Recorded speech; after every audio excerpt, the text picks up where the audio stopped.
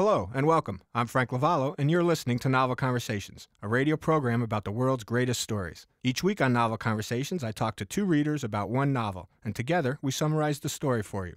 We'll introduce you to the characters, tell you what happens to them, and we read from the book along the way. And at the end of the show, I talk to our researcher, Ted Schwartz, for our endnotes. Ted always has something interesting to tell us about the book and the author, so if you love hearing a good story, you're in the right place. This week, I'm going to have a conversation about the novel Darkness at Noon by Aruthur Koestler, and I'll be joined in conversation by our Novel Conversations readers, Joan and Patrick Andrews. Joan, Patrick, hello. Hi, Frank. Hello, Frank. Before we get started, let me read you a brief summary of our novel Darkness at Noon.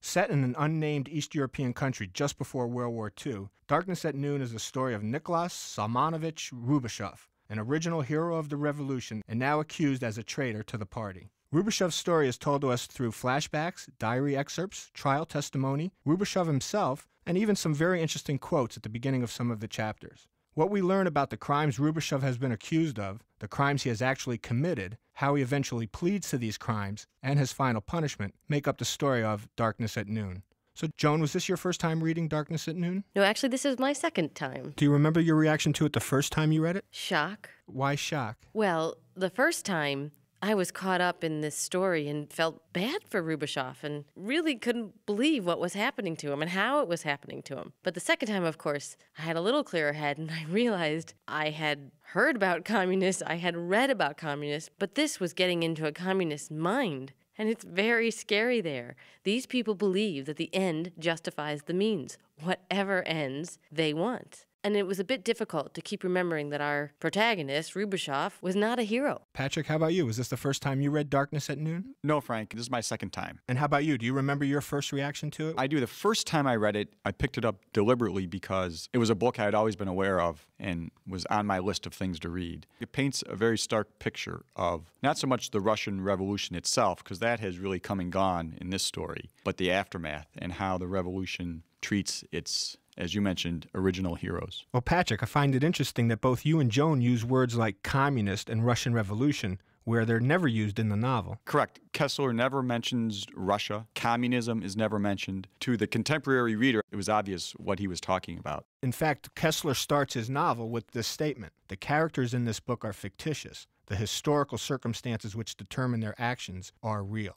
Right, and I think one idea he had in not naming Russia or the communist revolution is because I think part of the story and the lessons from the book aren't limited to Russia or communism for that matter. This is a story of revolutions. And about tyranny and about absolute power corrupting absolutely. And it doesn't matter where that power is coming from. Right, and unfortunately, you can still read in the newspapers today about oppositional leaders in countries all over the world who are arrested or simply disappear. And this book gives you an idea of where they might be. I think you're right. The absolute drive to absolute power continues even today. Mm-hmm. Okay, Joan, our novel starts with the first chapter, and it's called The First Hearing. There actually are only 4 chapters. They're titled The First Hearing, The Second Hearing, The Third Hearing, and The Grammatical Fiction. Tell me how the First Hearing chapter opens. It opens with the cell door slammed behind Rubashov. To those of us who've never been in prison, that sounds shocking. But it's not shocking to Rubashov. No, he goes on to look around and he says, okay, I've got clean blankets. Looks like the straw mattress is newly filled. The bucket is clean. Even the window was at a decent height so he could see outside. He was pretty calm. A lot calmer than I think I would have been. Right. Well, it turns out that he knew this was coming. This was not his first time in prison. As a matter of fact, he'd been having an ongoing dream for the past couple months where he's waken up by soldiers who rough him up, try to bring him into prison. But of course, then he does wake up and realizes that he's not in prison, but it's only a matter of time. So this time, he did get woken up by the soldiers. He is brought to prison. Finally, he can have a good night's sleep.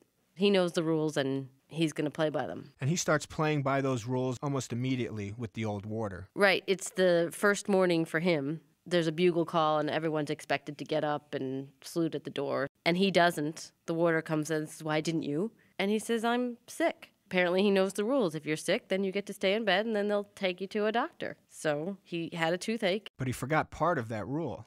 If you're sick, you don't get fed. Actually, it's the rule that changed. He was astounded that they wouldn't feed a sick man. He's about to learn that a lot of the old rules have changed. He sure is. But Patrick, apparently the rules for communicating with the guy in the cell next to you haven't changed. They figure out how to do that pretty quickly. That's right. He remembers that from his previous years of imprisonment. There is apparently a universal code or language that prisoners tap out on their cell wall so that they can speak with each other. Oh, it's really neat. You take the alphabet, separate them into 5 rows. A through E is 1 through 5. And then if you wanted to tap the letter B, then you would tap 1, and then you tap 2 times. 1 would be for row 1. Correct. 2 times would be for a second letter. Yeah, it's really kind of fun to think through that. And tedious when you think you have to tap out all those things. But as he said, if you do this enough, you just sort of hear the rhythm and know the words. It's really a whole new language. And he's very thankful when his first correspondent turns out to be somebody who's adept at this, because he was afraid he may have to spend weeks trying to train a new prisoner to how this system works. Yeah. Well, and this is how we get some of the information as well. Eventually, this unknown prisoner in cell number 402 asks Rubashov, "What are you in for? What was your crime?" And actually, all he has to answer with is his name. He taps out his full name. There's a long pause, and 402 doesn't respond for a while, and then he taps out, "Serves you right." So clearly, this unknown prisoner number 402 knows the story of Nicholas Salmanovich Rubashov. Right, he's obviously known to him. That gets us to our next question. Number 402 does ask, why? And Rubashov has a pretty interesting answer. He says, political divergencies. And then 402 says, "Bravo, the wolves devour each other." Now, what are we to understand from that response? Well, it tells us one thing about 402, that we know he's not a political prisoner in that sense. And we don't know exactly who he is. We only know who he is through Rubashov's musings about him. What do we learn about Rubashov? First of all, you realize that Rubashov was, until his arrest, a high-ranking official in the party. And he's been arrested by that party. Right. And in fact, you also get the impression that his picture used to hang right up next to number one's, who is the leader of the country, whose name is never mentioned, read Stalin. But he's referred to as number one. Patrick, the next question that number 402 has is also very important. The question is, when did you last sleep with a woman? And it's not just a humorous aside. 402 is serious. He wants him to go on and keep telling me. Yes, exactly. Give me details. And for a while, Rubashov, in fact, does give him some details. Yes, Rubashov accommodates him because he realizes now that he has nothing in common with 402. Their political ideologies are complete opposites, but he is Rubashov's only link to the outside world. That's right. If he can't communicate with number 402, then he's blocked off from communicating with number 400, number 398, and all the way down the cell block. And apparently on the other side of him, the cell is empty at this time, so he can't communicate in that direction. Plus, he feels sorry for the guy. So essentially, he shows him a little leg. Yes. Well, there is one other way he can know about what's going on the cell block. They all have a little peephole in their door, and by looking out the peephole, he can see the 3 doors of the cells across from him. And it's during one of these times when he sees the prisoner across the cell block, Number 407. number 407, reaching out for bread, and all he can see of this prisoner are his hands and his arms. But just that sight alone causes him to have the first flashback in our novel. He goes back to 1933 when he was in power, and he was meeting with Richard, a German cell leader, and he was meeting him in a museum. And his purpose for going there to meet with this man is to tell him that he is being ousted from the party, which essentially is a death sentence. They almost never have eye contact. They're talking under their breaths to each other as they sit on a bench. And as he's talking to him without looking at him, he sees behind his head a painting of Mary mourning Jesus, a Pieta. Right. But all he can see are the arms and the hands. Throughout the conversation, he keeps wanting to look up to see the whole thing. Something intrigues him about it, but he never actually gets to do it. Now, Patrick, what's the point of having this flashback? What is this flashback telling us about Rubashov? I think it's telling us 2 things. One, it's a little ironic because you get the feeling that he's now flashing back to something that he feels he did that was wrong. So here he is sitting in prison for a crime he didn't commit, recollecting a crime that he did commit. Right, we get a picture of Rubashov ruthlessly cutting someone out of the Communist Party. When we now think he's in prison, perhaps to be ruthlessly cut out of the Communist Party himself. But this is also the first time that you get just an inkling that he is looking back and feeling pity for Richard. which clearly when he's telling the story of how he ousted Richard, he felt no pity for him whatsoever. But do we feel these are crocodile tears? I don't get the sense that he feels sorry, but I think he has a sense that he's getting what's coming to him. So maybe he doesn't regret his actions, but at least he's self-aware enough to see the irony in these two circumstances as they're juxtaposed together? That's Yes. probably more likely. Okay. And Patrick, we quickly go into another flashback that just drives that irony home. He's now being punished for actions that he took years ago on behalf of the party. That's right. He is sent to Belgium to meet up with some of the local communists who work in the ports there to get them in line with the new party position, which they might not be aware of. That's right. These are communists that are straying a bit from the party line. Well, that's the ironic thing. They're really not straying from the party line. They're holding what had been the party line up till then. In this case, it has to do with boycotting shipments to different fascist countries. Well, it turns out the new party line is the boycott stands except Russian goods can be sent to these fascist countries because the motherland needs the money. Well, to these international communists, that doesn't seem right, obviously. But Rubashov has to smooth things over with them and let them know what the new party line is. Because it's not about what is right or wrong. It's whatever the party decides they want to do at that moment. So you get the sense that this is about power and not about communist ideology. Is this where we start to see absolute power corrupting absolutely? I think that's exactly it, and this is another hint of why it is that Rubashov, former high-ranking official, is now sitting in a prison cell. You get the idea of the party taking a turn He couldn't follow. All right, and then after this flashback is when we meet the next character in our novel, Ivanov. Well, Ivanov is actually an old college friend of Rubashov's and a former battalion commander with him. They are peers, but not anymore. Ivanov has been given the job of interrogation of Rubashov. And this really starts the first hearing of our chapter heading. Correct. And because they know each other, Rubashov feels like he can say to his old friend, "You know this is ridiculous." Rubashov almost immediately dismisses Ivanov by saying, look, you know it's a show, I know it's a show, call it whatever you want, but at least be true to yourself. Right. And Rubashov, though in extreme pain, because his toothache continues to throb, feels some sort of personal satisfaction that he can hold his own with Ivanov and tell him, I'll play the game with you, but I'm not signing any confession. Well, the game is he's going to be asked to appear in a public trial confessing to a whole host of traitorous crimes against the motherland. And Ivanov is making an appeal to him. You know how this game goes. You can be dealt with into two categories. The public category, where you make this public confession, or the administrative category for non-cooperating suspects and witnesses. And if you have an administrative sentence, it's just a bullet in the back of the head. Execution at dawn, right? And no one will ever know about it, and you'll never be heard from again. And he makes appeal to the fact that he could get out of this alive. This is how Ivanov sends Rubashov off. I was obliged to let you explode once, else you would have exploded at the wrong time. Haven't you even noticed that I had no stenographer present? And I think Koestler holds out a little hope to the reader, because up to this point there's been this resignation in Rubashov, right? He even said earlier, well, I guess I'm going to be shot. And he's resigned to it. But here we have Ivanov opening the door a little bit, saying, look, I need a confession from you. In public. Right. And if we get that, before you know it, you'll be back in the ring, back in power. You know, I totally agree with you, Patrick. At the end of that chapter on the first hearing, I did have some hope. I did have a feeling that maybe we're going to get through this. But I got to tell you, as soon as I read the quote that Koestler starts his second chapter, the second hearing with, the hope dimmed. Let me read you that quote. When the existence of the church is threatened, she is released from the commandments of morality. With unity as the end, the use of every means is sanctified. For all order is for the sake of the community, and the individual must be sacrificed to the common good.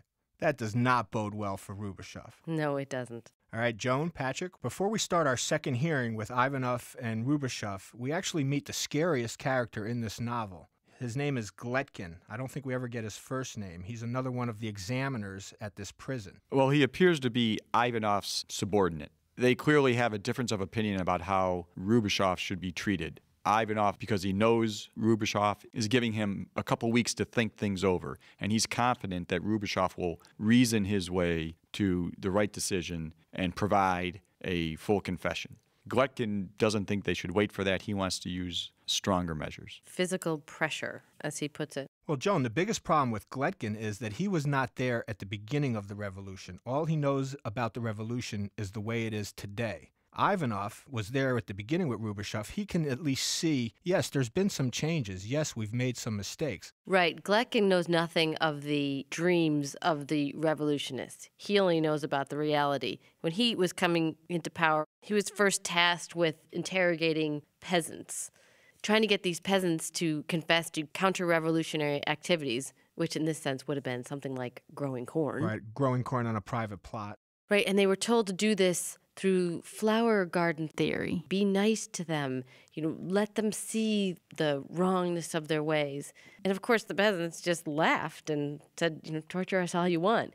And pretty much by accident, they ended up letting one of the peasants stay up all night and then question him, and they could see how much weaker he was. And quickly they realized, if you use physical pain on these people, you can get them to confess to anything. And Gletkin grew up with that and believed, that's the best way to get the best answer. All I know is that when I read about Gletkin, I was awfully glad that when Rubashov was going back into that second hearing, it was going to be Ivanov and not Gletkin. Right, but he doesn't get to go into that hearing right away. What happens first? Well, he's actually, of course, sent back to his cell, but life gets better for him because Ivanov wants him to be able to reason his way to this confession. So he's given paper, pencil, cigarettes, food on a regular basis. The ability to purchase items from the canteen. And actually, he gets to go walking in the exercise yard from time to time. Yeah, but all this gives him an opportunity to think back on the things he's done in his career, which brings up another one of his victims, Arlova. And who was Arlova? Arlova was his secretary when he was heading up the Russian trade delegation to, they don't name the country, they say B, so Belgium, Britain, not sure. So anyway, he has I guess you wouldn't call it romantic at all relationship, but he does have a relationship with Orlova. Well, essentially, Arlova believes in the party, and she says to him, you will always be able to do with me what you like. And he does. Yes, he does. First, he likes being with her. And then when the party takes another bend in the river and he has an opportunity to pull Arlova along with him, he doesn't. Right. Eventually, she's accused of political inconsistency, and he can come to her rescue, but at his peril, so he doesn't. Nope. And this is what he's thinking about now. Again, another person from his past that he treated pretty much the way he's being treated now. Right, and I think it's getting harder and harder for him to remember his past. And Arlova particularly, he remembers the soft curve of her neck and begins to think maybe there's more to life than cold, hard reason. But Patrick, eventually he's brought back to the present by some noise on the other side of his cell. He's now got a new neighbor, number 406. Right, Rip Van Winkle. Which he finds out through tapping to 402. Right. Rip Van Winkle has spent his last 20 years in solitary confinement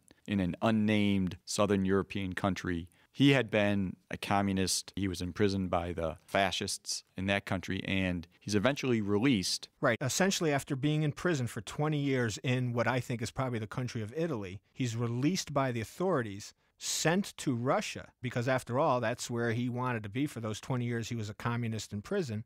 But he's immediately arrested in Russia as an immigrant, thrown in jail, and he thinks he's still back in Italy. He doesn't realize that it's his beloved communists that have now thrown him in jail. A lot can happen in 7 minutes, and luckily, that's how long it takes me to tell a story. My name is Aaron Califato, and I'm the creator of 7-Minute Stories. I'm proud to partner with Evergreen Podcasts, and I'd like to invite you to join me on this journey. I'm going to take you on some crazy roller coaster rides using my unique extemporaneous storytelling style, and together, we're going to try to make sense of the world, all through the art of storytelling, and all in approximately 7 minutes. And he says, I'm not giving up hope. One day I'll make it there. This is the promised land. And he doesn't realize that he's there, and the promised land is a jail cell. Unbelievable. Well, Patrick, we've seen that he's gotten some messages from inside the prison. He actually gets a message now from outside the prison. Right. He has a chance to go visit the prison barber, and while getting shaved, the barber slips a crumpled up piece of paper inside of his shirt collar. What does that paper say? Die in silence. Ooh.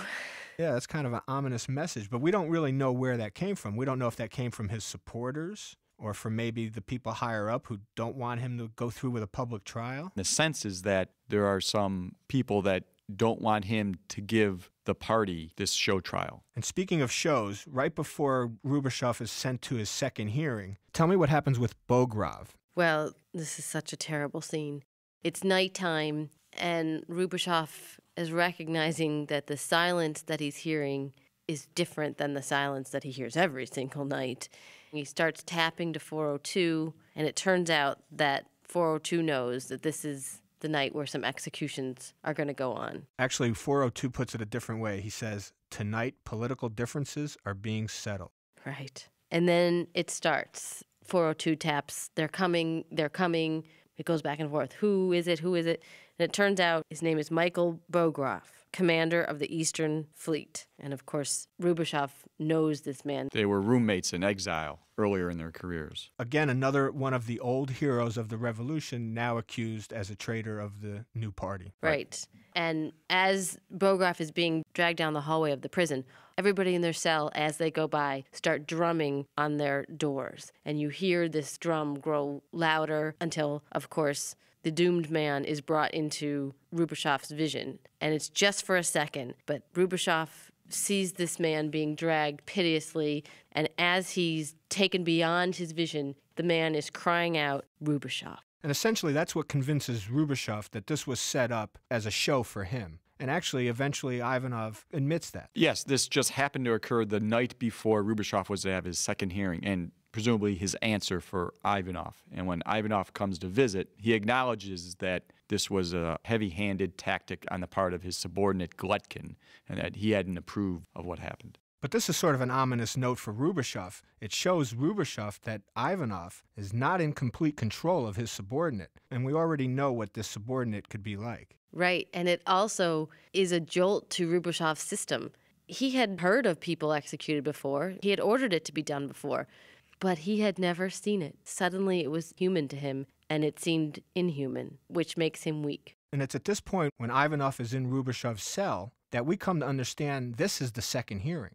And he says, we need your confession, we need your public trial. What is Rubashov's answer to that? Well, he still thinks that he can reason this out with Ivanov. And unfortunately for Rubashov, he's still thinking in terms of right or wrong, in terms of facts. Somehow that hasn't been drilled out of him, as it appears to have been drilled out of Gletkin. Ivanov says to him, come on, we are the consequential people. We've made all the difference in the world. And Rubashov comes back at him with, right, we're so consequent that in the interest of a just distribution of land, we deliberately let die of starvation about 5 million farmers and their families in 1 year. It's almost as if he's trying to get Ivanov to see it his way. Which isn't going to happen. Yeah.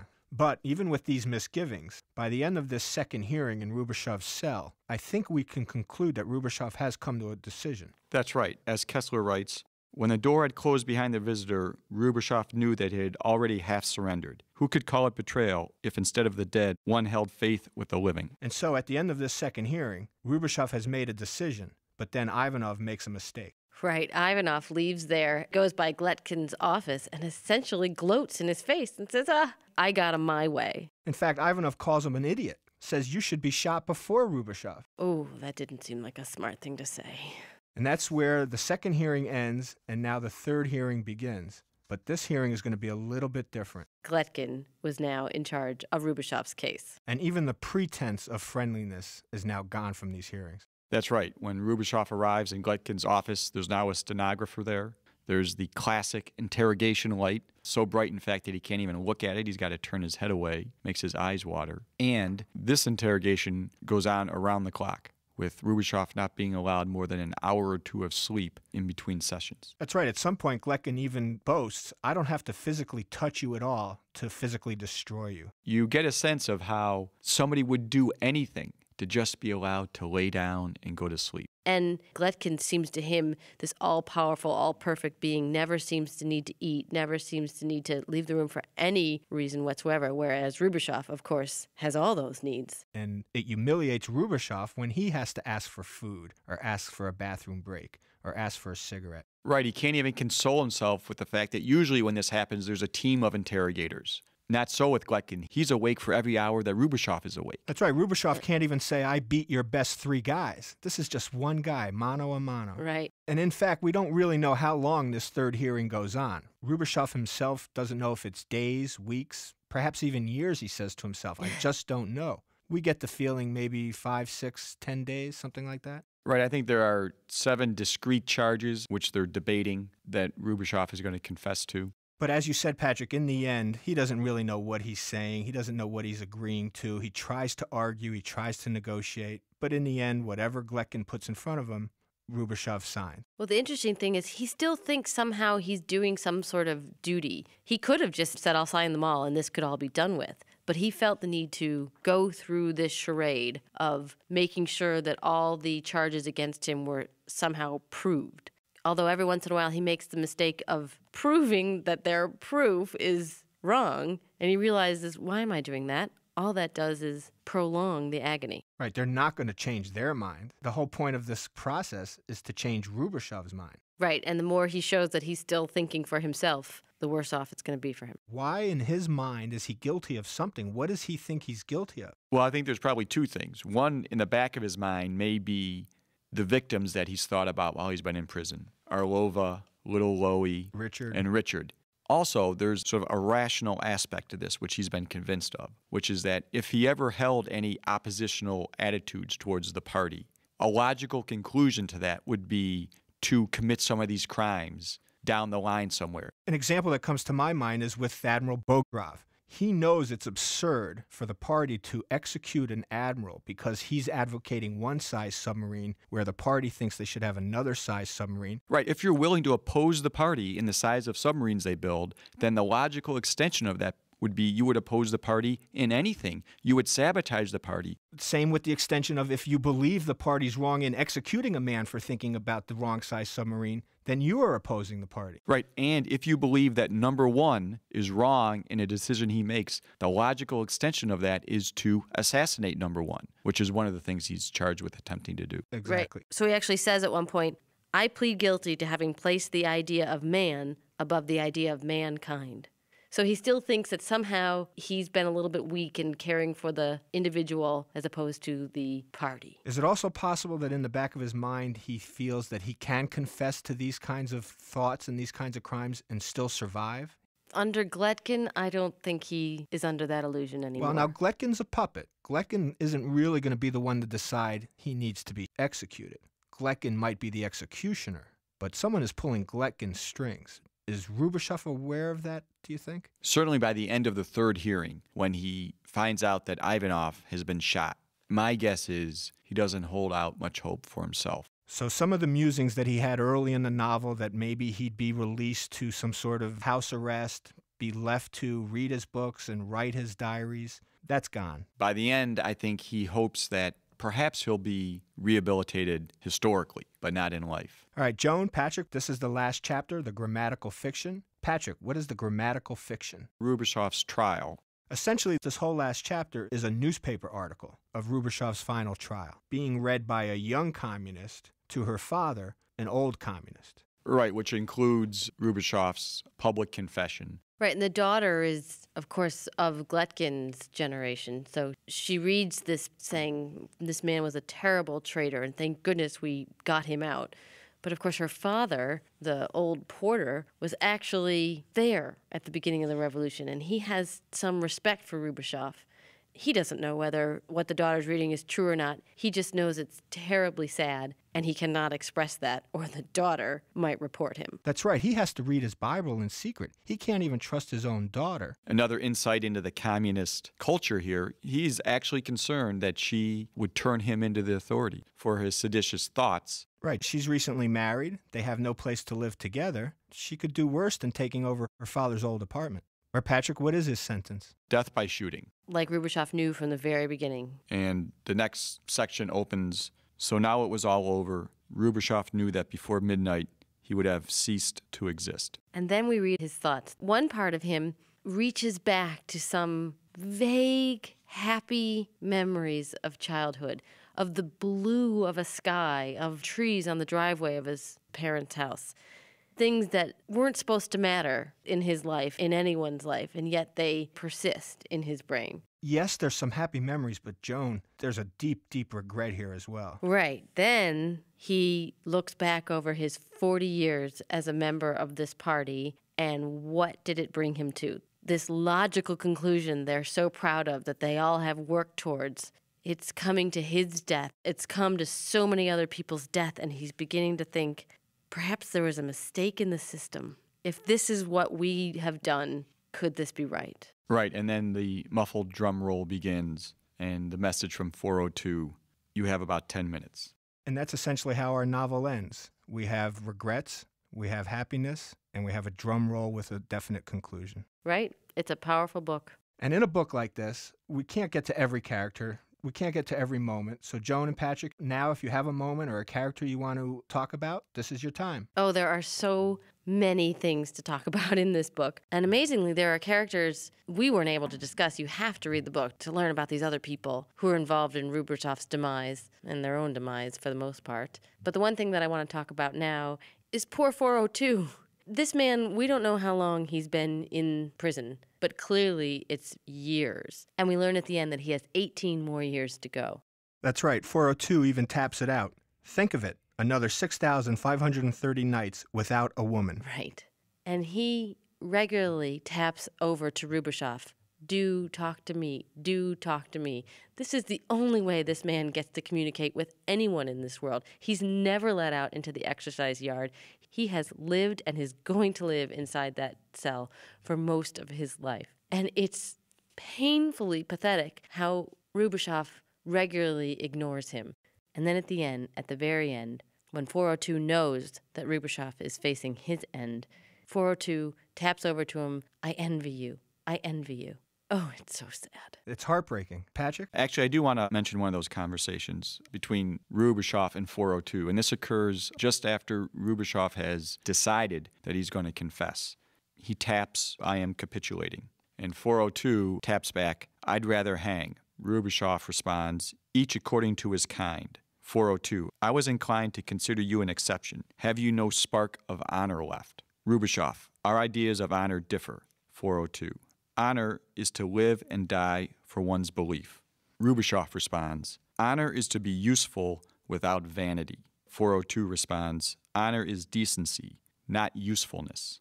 Rubashov, what is decency? 402, something your kind will never understand. Rubashov, we have replaced decency by reason. Even when he says it, we know he doesn't really believe it. Right. I got to tell you, one of the things that really struck me about this novel is it's written by a communist. And really, Aruthur Koestler and Rubashov are both idealists who have been disillusioned. And this is how Rubashov says it at the end.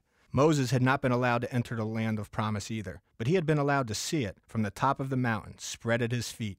Thus it was easy to die, with the visible certainty of one's goals before one's eyes. He, Nicholas Salmanovich Rubashov, had not been taken to the top of a mountain, and wherever his eye looked, he saw nothing but desert and the darkness of night.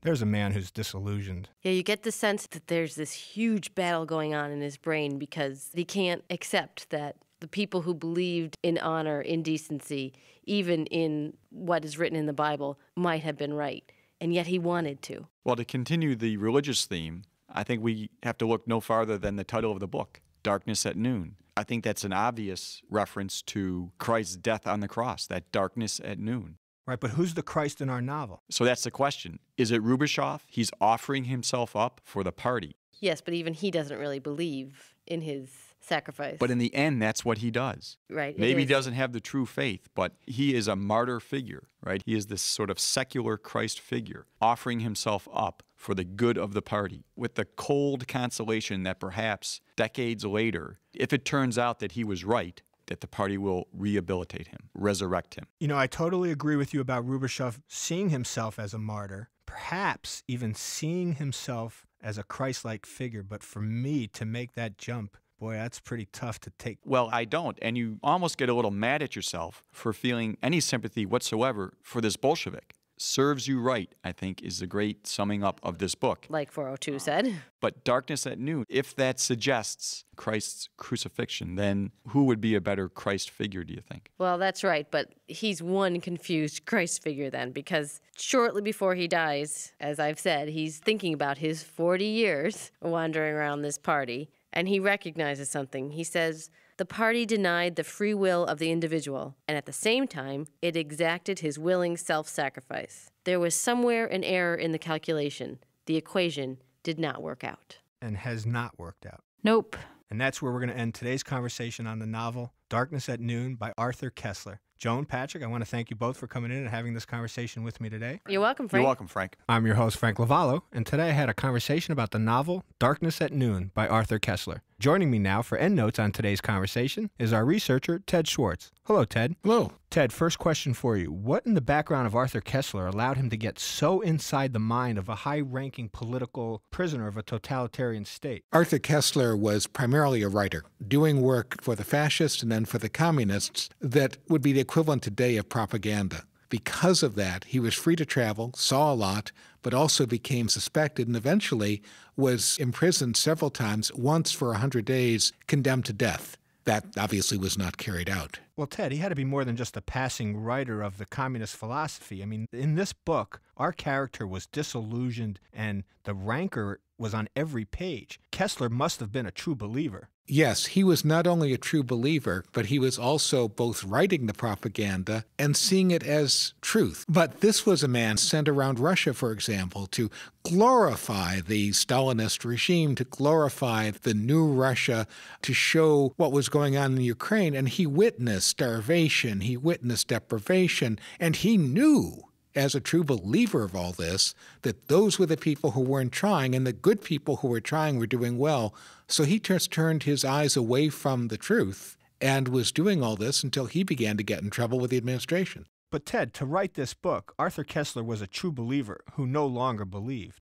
Yes. You have to remember that Koestler was born in 1905, which means he was in his early 30s when experiencing all this. Still very much a young man, very much influenced by relative isolation, and delighted to be paid to travel, to see things, to write about them, and in a sense to ignore some of what he was seeing. Gradually, it began to overwhelm him. He realized as he matured that what he was seeing was not the full story. What he was writing was not the full story. And when he deviated from anybody's party line, it just didn't get published. You know, I found this to be a very effective novel even now, 20 years after the end of the Cold War. What kind of impact did it have when it was first published? When it was first published, war had started.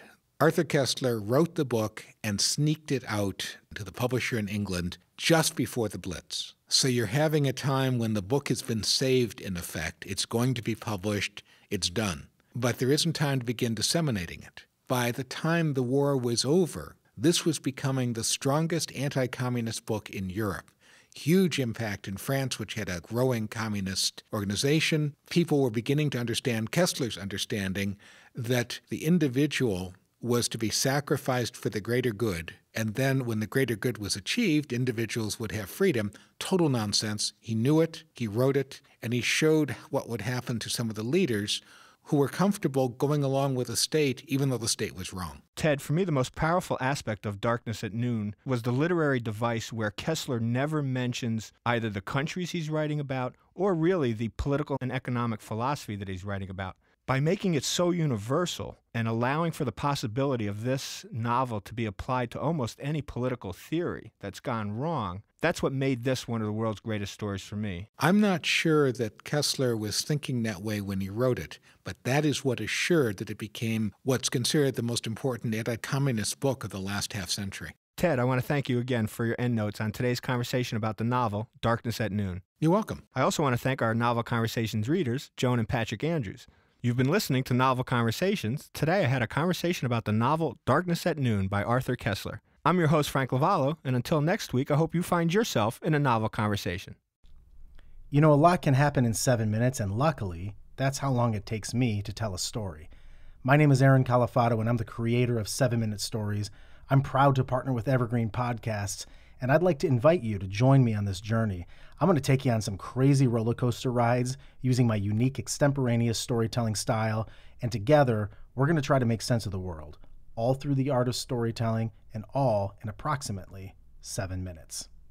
This podcast was produced with the support of the Ohio Motion Picture Tax Credit and in partnership with the Ohio Development Services Agency.